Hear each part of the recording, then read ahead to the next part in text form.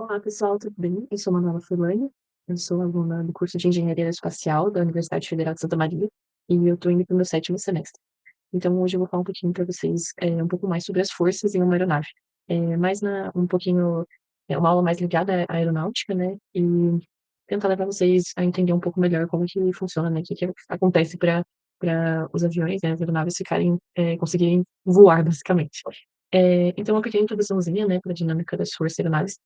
O voo de uma aeronave em si é um fenômeno que, captura toda a complexidade, né, da engenharia moderna.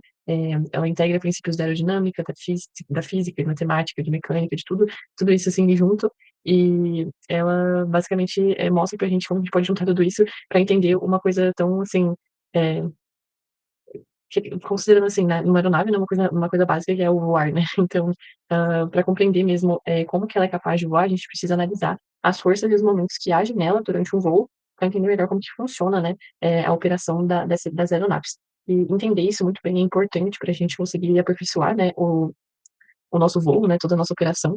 Então, por isso que é um ponto, assim, essencial, do curso da engenharia aeroespacial, né. E, as 4 forças, né, que são as forças principais que governam o voo, são a sustentação, o arrasto, peso e atração, né. São essas forças, a combinação dessas 4 forças, e também dos momentos, né, mas os momentos a gente vai trabalhar em outra aula, mas a combinação disso tudo é que faz a aeronave decolar, navegar, manobrar, aterrissar, fazer tudo que ela tem capacidade. Então, agora só para dar um contexto para vocês, né, uma aplicação prática histórica, né, pra entender um pouquinho mais sobre o começo, né, toda essa ideia de forças aerodinâmicas, né, da onde surgiu essa ideia de aerodinâmica, porque, a gente as pessoas antigamente não tinham conhecimento, não entendiam muito bem como que funcionava isso, começaram a analisar aves, né, basicamente, que têm a habilidade de de planar, né, e também foram, tentando entender isso, primeiramente na questão dos fluidos, né, de como que funcionam os escoamentos. Então, a importância, né, do estudo de fluidos, ela é exemplificada em vários momentos da história, como, por exemplo, o confronto em 1588 no Canal da Mancha, entre a Armada Espanhola e a Marinha Inglesa, e os navios espanhóis, embora eles fossem maiores e mais pesados, eles eram menos manobráveis em relação aos navios da Inglaterra, que eram menores e mais ágeis, porque eles, conseguiam uma certa vantagem por serem mais terem essa agilidade. E foi aí que eles começaram a perceber, né, entender a importância de minimizar a resistência e o arrasto causado pela água. Então, pela água assim, no casco dos navios, né, então esse contato que causava esse arrasto, e aí eles começaram a entender a importância de que quando você reduz essa resistência, esse arrasto, você aumenta a habilidade, né, a agilidade do navio e consegue ter mais vantagens em relação ao inimigo.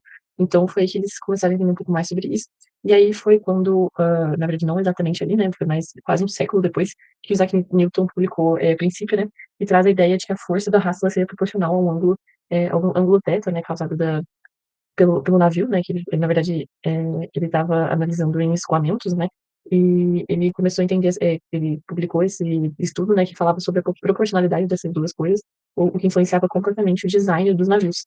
Só que aí em 1777, o D'Alembert ele fez experimentos para medir a força de resistência em navios, e aí ele viu que o modelo do Isaac Newton ele só poderia ser aplicado com o de 90 a noven desculpa, de 50 a 90 graus. Então ele começou a perceber algumas falhas, né, nesse modelo. E depois o Euler também, chegou a uma certa inconsistência quando, ele percebeu que antes de atingir a superfície sólida, em ambas partículas de um fluido elas modificam a velocidade em direção ao escoamento para que o mesmo escoe paralelo à superfície, né. Então o que que significa isso? Quando tá imaginem a água, né, passando sobre os cascos dos navios, e quando eles percebem que as partículas d'água, né, percebem que vão, chegar entrar em contato com a superfície sólida, elas modificam a velocidade e a direção do escoamento para que escoe paralelo a essa superfície, né, que corra esse deslizamento.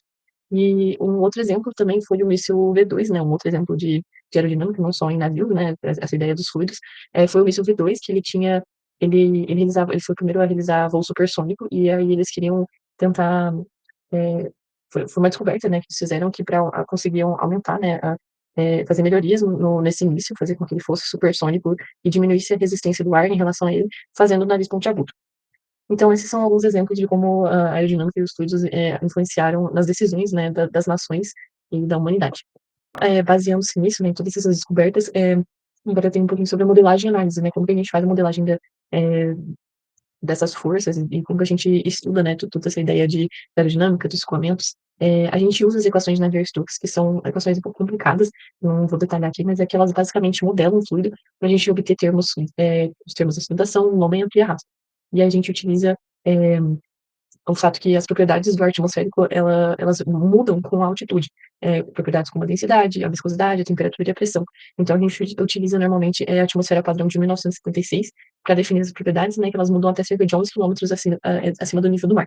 Então a gente basicamente utiliza essas equações para definir essas forças que serão utilizadas, na no contexto de uma aeronave.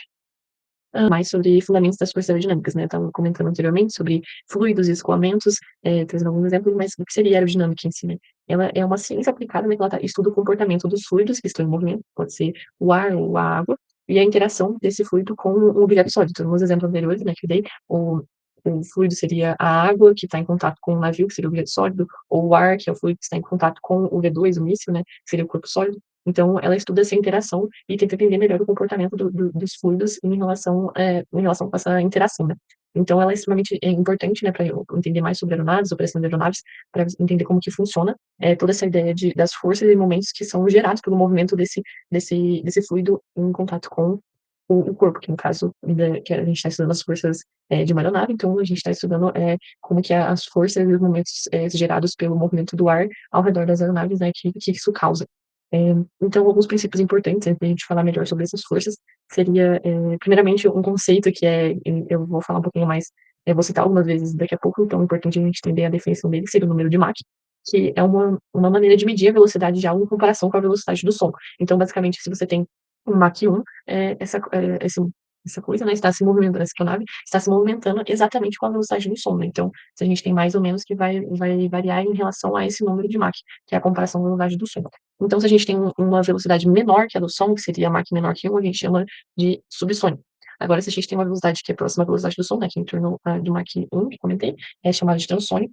Agora, se você tem velocidades maiores que a velocidade do som, maior que 1, né, seria supersônico. E se você tem velocidades muito maiores do que essa velocidade do som, né, muito maior que 1, a gente tem um hipersônico. Então é assim que a gente classifica as nossas, usado para classificar as aeronaves. E 2 conceitos também extremamente importantes para aerodinâmica seria a natureza do fluxo do ar, né, que a gente pode falar fluxo escoamento, né, o escoamento incompressível e o escoamento compressível. O escoamento incompressível seria quando a densidade do ar ela não muda, mesmo que o objeto está se movendo. Então, assim, a velocidade é tão baixa, no texto eu coloquei como quando a gente está andando de bicicleta, né, que está batendo vento, ou está dentro do carro, está batendo vento, você tem velocidades baixas, né, baixas em relação à velocidade do som, e aí isso não altera a densidade do seu ar, então é chamado de escoamento compressivo. Agora, se você tem velocidades mais altas, que geram uma mudança na densidade do ar, quando você está falando de aeronaves, né, se tornam a mudança na densidade do ar, ela se torna mais importante, a gente não pode ignorar ela está ali presente, e aí isso geralmente acontece quando a gente tem um número de Mach maior do que 0,3. E aí a gente chama de escoamento compressivo. Também temos as definições de escoamento viscoso e invíscido. O viscoso ele considera a viscosidade do ar, ou seja, a resistência interna, né, do ar em relação a esse escoamento, né, então o escoamento ele está fluindo, né, então a resistência interna a esse movimento a gente chama de viscosidade do ar, e quando a gente fala que ele é viscoso, né, ele está tendo essa resistência. Agora quando a gente fala escoamento invíssible, ele ignora a viscosidade para simplificar a sua análise, e é mais fácil estudar isso matematicamente, né, a gente está simplesmente ignorando a viscosidade. Só que isso acaba, atrapalhando um pouquinho, né, a nossa precisão. Então, quando a gente considera o escoamento viscoso, a gente está considerando a nossa viscosidade, a gente está considerando uma coisa importante, né, porque o ar, querendo ou não, ele gera uma resistência nas asas do avião, na superfície do avião, então a gente tem uma viscosidade, então a gente está considerando isso quando a gente tem um escoamento viscoso. Eh, Também é importante falar sobre o dimensionamento aerodinâmico, né, que o design, da aeronave, ele envolve toda a otimização da forma, toda a estrutura, toda a fuselagem da aeronave, para ter o melhor resultado, ter uma otimização, para gastar menos combustível, para aumentar a eficiência da sua aeronave, para ela gastar menos combustível, né, e melhorar também a segurança, durante o voo.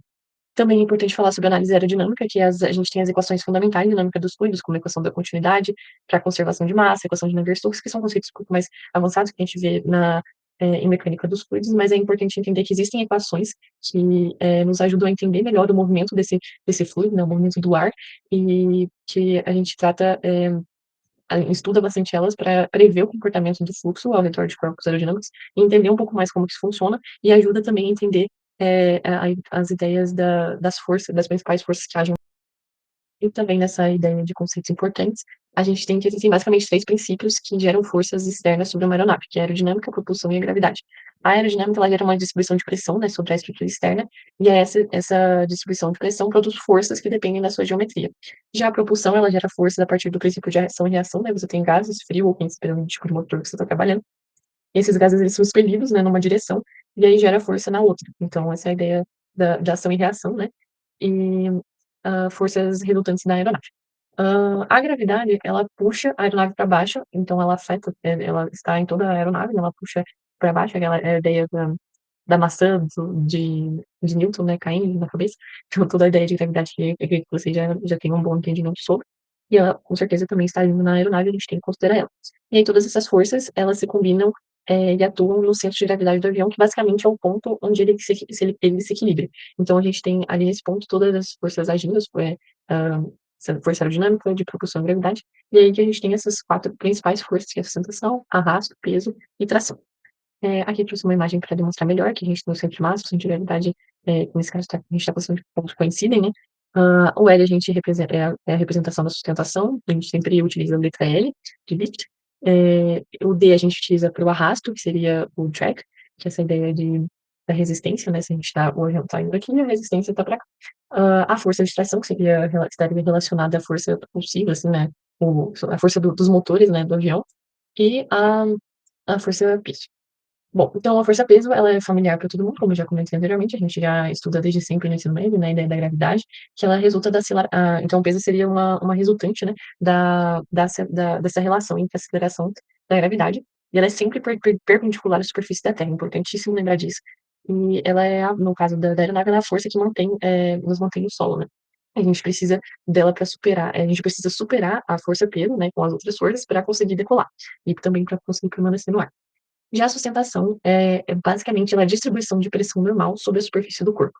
Então ela basicamente ela é produzida pela interação das asas com a aeronave, eh, com as asas da aeronave com o ar, né, e ela é gerada, né, por esse movimento relativo em relação do ar em relação às asas. Então a gente tem uma distribuição de pressão normal, né, e é isso que gera a sustentação. Ela está muito relacionada com a terceira lei de Newton, né, que também acredito que você tenha ouvido bastante falar, que é a de ação e reação, que ela basicamente nos fala que a ação do ar contra as asas, ela produz uma reação igual e oposta, que aí ela também contribui para a sustentação. Então basicamente é a ideia de que faz a aeronave ficar ali, né. Então, é extremamente importante. Outra terceira força seria a tração, o empuxo, né, que é a ideia da hélice do avião que atua como uma asa rotativa e cria tração. Então é aquilo que faz a aeronave, ser impulsionada para frente, né. A gente tem um motor ali, que ele faz a hélice girar, e aí, isso faz com que impulsione a aeronave para frente. Então a tração está relacionada não somente ao motor, né, empurrando a aeronave, seria também o motor, eh, a hélice convertendo a energia do motor em movimento para frente. Assim, se a gente fosse se aprofundar mais aqui, tem muitas outras maneiras, tem muita coisa, assim, envolvida, mas o que é essencial vocês entenderem nessa aula, né, que a tração ela é importante, porque vai ter o arrasto que vai estar então o avião está aqui, vai ter o arrasto, que é a resistência, né, do ar, e aí a gente tem a tração que está levando, impulsionando a aeronave para frente, porque ela tem que andar de alguma forma, né, a gente está indo em alguma direção. Então essa é a ideia da força da tração. E por último, a arrasto, já comentei algumas vezes, mas é a distribuição de tensões semelhantes sobre a superfície do corpo, né. Então na sustentação a gente tinha a distribuição da pressão normal, agora o arrasto a gente tem a distribuição das tensões semelhantes.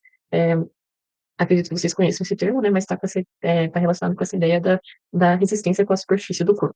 Eh eh, a resistência do ar, né, com o movimento da aeronave.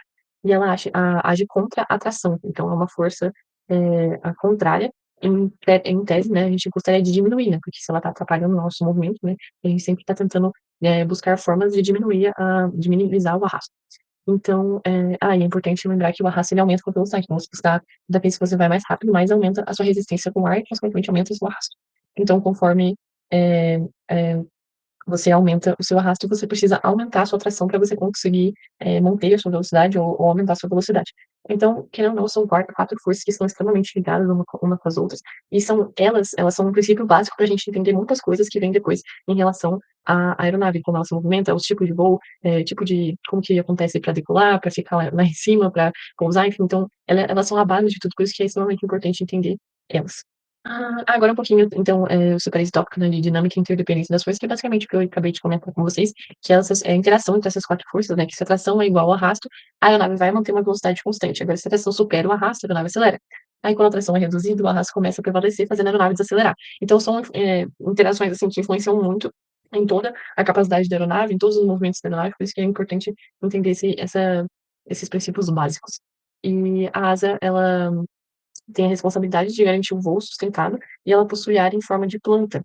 Por que eu tô falando da asa, né? Basicamente porque, se a gente está estudando aerodinâmica, que é a ideia da interação do ar com o corpo, e esse corpo, a gente está falando especialmente, né, da asa, né, que é aquilo que gera a melhor aerodinâmica, a gente tem que a asa, ela tem a responsabilidade de garantir o voo sustentado, então ela tem uma área em forma de planta e a gente faz a perfilagem adequada para um desempenho desejado. Então, se a gente quer, a gente mexe na asa, basicamente, nossas características, para aumentar o nosso desempenho. E aí aqui eu trouxe só uma ideia bem básica sobre perfis aerodinâmicos, né? Então vocês imaginam que você tem a asa, e o perfil seria uma visão, assim, né? Tá olhando de lado, assim, a sua asa, e aí a gente tem alguns conceitos extremamente importantes, né? O bordo de fuga, que é essa parte final, o bordo de ataque, a espessura, né, do seu perfil, enfim, são conceitos um pouco mais complexos, assim, que a gente vê na faculdade, mas eu quis trazer só para vocês terem mais ou menos uma ideia sobre que a gente analisa esse perfil com a intenção de aumentar o desempenho da nossa aeronave. Essa foi a aula de hoje. Espero que vocês tenham gostado. É, sempre trazer assim esses conceitos mais básicos, e explicar de uma maneira mais resumida.